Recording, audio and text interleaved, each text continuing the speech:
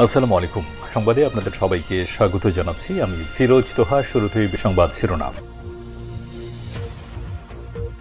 বাংলাদেশের সর্বশেষ গুরুত্বপূর্ণ আপডেট সংবাদে আপনাকে স্বাগত। শুরুতেই সংবাদ শিরোনাম, পরে বিস্তারিত। শুরুতেই জানাবো, ন্যায্য পাওনা আদায়ে ভারতকে ছাড় দেবে না বাংলাদেশ। আগামী ১৭ থেকে ২০ ফেব্রুয়ারি ভারতের নয়াদিল্লিতে বিজিবি এবং বিএসএফের ডিজি পর্যায়ের বৈঠক হবে। বৈঠকের আলোচনার বিষয়বস্তু নিয়ে আয়োজিত এক সংবাদ সম্মেলনে স্বরাষ্ট্র উপদেষ্টা লেফটেন্যান্ট জেনারেল অবসরপ্রাপ্ত জাহাঙ্গীর আলম চৌধুরী বলেছেন, সীমান্তে বিএসএফ এবং ভারতীয় নাগরিকরা আমাদের মানুষকে হত্যা করেছে। ভারত অভিন্ন নদীগুলোর পানি অবৈধভাবে প্রত্যাহার করছে। এসব বিষয় নিয়ে আলোচনা হবে। ভারতকে আর ছাড় দেওয়া হবে না। এরপর জানাবো, গণমাধ্যম নজিরবিহীন স্বাধীনতা ভোগ করছে বললেন প্রধান উপদেষ্টা। বাংলাদেশের গণমাধ্যম এখন নজিরবিহীন স্বাধীনতা ভোগ করছে বলে মন্তব্য করেছেন প্রধান উপদেষ্টা ডক্টর মোহাম্মদ ইউনূস। কিন্তু সামাজিক যোগাযোগ মাধ্যমে ভুল তথ্যের বন্যা বয়ে গেছে। এদিকে ৫.৫ ঘণ্টা পর ঢাকা আরিচা মহাসড়কে যান চলাচল শুরু। দীর্ঘ ৫ ঘণ্টা ঢাকা আরিচা মহাসড়ক বিক্ষোভের ফলে বন্ধ হয়ে গিয়েছিল। ৫ ঘণ্টা পর আবার ঢাকা আরিচা মহাসড়কে যান চলাচল স্বাভাবিক হয়েছে। এবারে জানাবো, ইভ্যালি রাসেল ও তার স্ত্রীর ২ বছরের কারাদণ্ড। চেক জালিয়াতি ও প্রতারণার মামলায় ই কমার্স প্রতিষ্ঠান ইভ্যালির ব্যবস্থাপনা পরিচালক মোহাম্মদ রাসেল ও তার স্ত্রী প্রতিষ্ঠানটির চেয়ারম্যান শামীমা নাসরিনকে ২ বছরের কারাদণ্ড দিয়েছে আদালত। এদিকে খুনিরা কোনো সমাবেশ করলে কঠিন জবাব দেবে জনগণ, বললেন প্রেস সচিব। প্রিয় দর্শক, আপনারা জানেন ফেব্রুয়ারি মাসে আওয়ামী লীগ হরতালের ডাক দিয়েছে। প্রধান উপদেষ্টার প্রেস সচিব শফিকুল আলম বলেছেন, খুনিরা কোনো সমাবেশ করলে তাদের কঠিন জবাব দেওয়া হবে। এবং সর্বশেষ জানাবো, কুম্ভমেলায় পদদলিত হয়ে মৃতের সংখ্যা বেড়ে ৪০। ভারতের উত্তরপ্রদেশে কুম্ভমেলায় পদদলিত হয়ে মৃতের সংখ্যা বেড়ে এ পর্যন্ত ৪০ জন হয়েছে। এই ঘটনায় আহত হয়েছে আরও অনেকেই। মঙ্গলবার দিবাগত রাতে কয়েক লক্ষ মানুষ পবিত্র স্নান করতে সেখানে জড়ো হলে এই ঘটনা ঘটে। প্রিয় দর্শক, এতক্ষণ শুনছিলেন সংবাদ শিরোনাম, এবারে বিস্তারিত। তবে তার আগে বন্ধুরা, অনুরোধ থাকবে সংবাদটিতে একটি লাইক দিন।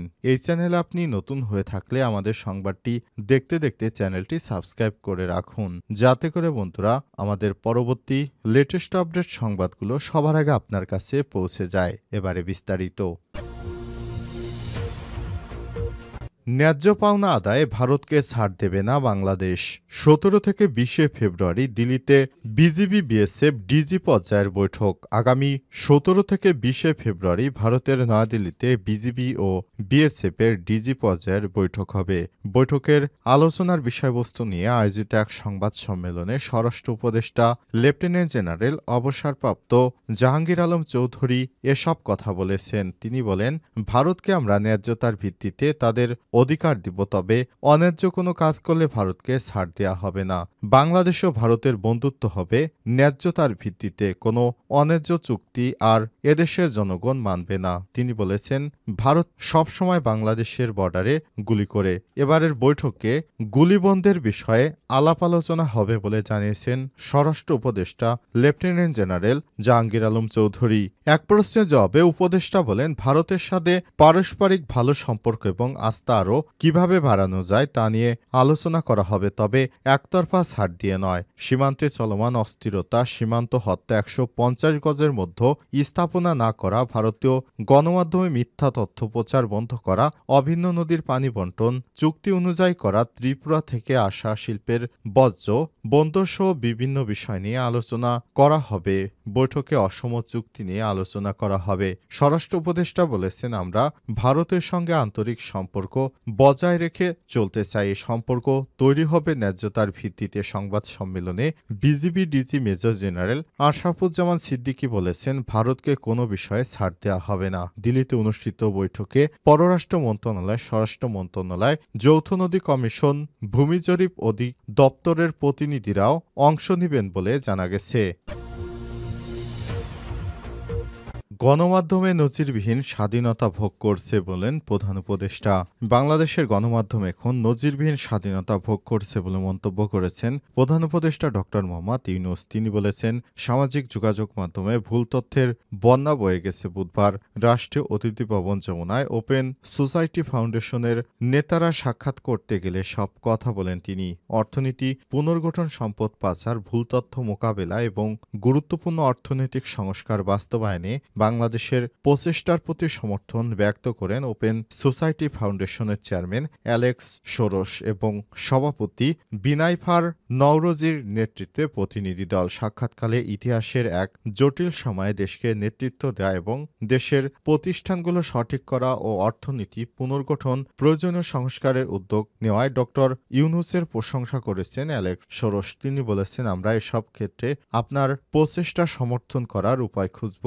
প্রধান উপদেষ্টা বলেছেন, ছাত্রদের নেতৃত্বাধীন গণ অভ্যুত্থান দেশের জন্য একটি নতুন গতিপথ নির্ধারণের বিরাট সুযোগ এনে দিয়েছে। তারা জুলাই গণ অভ্যুত্থান ভিকটিমদের জন্য অন্তর্বর্তীকালীন সরকারের ন্যায় বিচার, অর্থনৈতিক সংস্কার, গণমাধ্যম, চুরে যাওয়া সম্পদ পুনরুদ্ধার, নতুন সাইবার নিরাপত্তা আইন, কিভাবে তাদের উন্নতি করা যায় এবং রোহিঙ্গা সংকট নিয়ে আলোচনা করেন।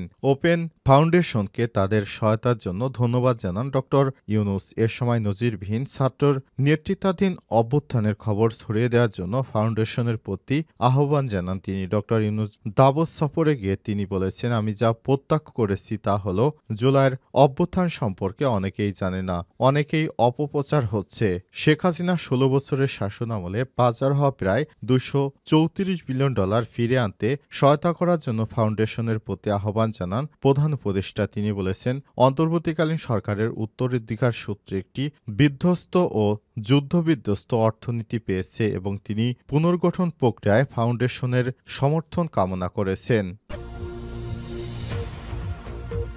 ৫.৫ ঘণ্টা পর ঢাকা আরিচা মহাসড়কে যান চলাচল শুরু। দীর্ঘ ৫ ঘণ্টা অবরোধের পর ঢাকা আরিচা মহাসড়কে যান চলাচল স্বাভাবিক হয়েছে বলে জানা গেছে। যান চলাচল বন্ধ থাকায় ঢাকা মহাসড়কের উভয় দিকে যানবাহনের দীর্ঘ যানজটের সৃষ্টি হয়। বুধবার বিকাল ৫টার দিকে যানবাহন চলাচল স্বাভাবিক হয়েছে বলে নিশ্চিত করেন সাটুরিয়া থানা officer in-charge OC Mohammad Shainul Islam. এর আগে বেলা ১১টার দিকে রাস্তা আটকে কোম্পানি প্রতিষ্ঠা করার প্রতিবাদে ঢাকা আরিচা মহাসড়ক অবরোধ করে আন্দোলনে নামে মানিকগঞ্জের সাটুরিয়া উপজেলার গোল্লা গ্রামবাসী। হাই পুলিশ ও স্থানীয় সূত্র থেকে জানা গেছে, জনসাধারণের চলাচলে রাস্তা আটকে কোম্পানি প্রতিষ্ঠার প্রতিবাদে বেলা ১টার দিকে সাটুরিয়া উপজেলার নয়াডিঙ্গি এলাকায় ঢাকা আরিচা মহাসড়ক অবরোধ করে আন্দোলন শুরু করেন গোল্লা গ্রামবাসী। এরপর থেকে মহাসড়কে যান চলাচল বন্ধ হয়ে যায়। দীর্ঘ সময় যান চলাচল বন্ধ থাকায় মহাসড়কের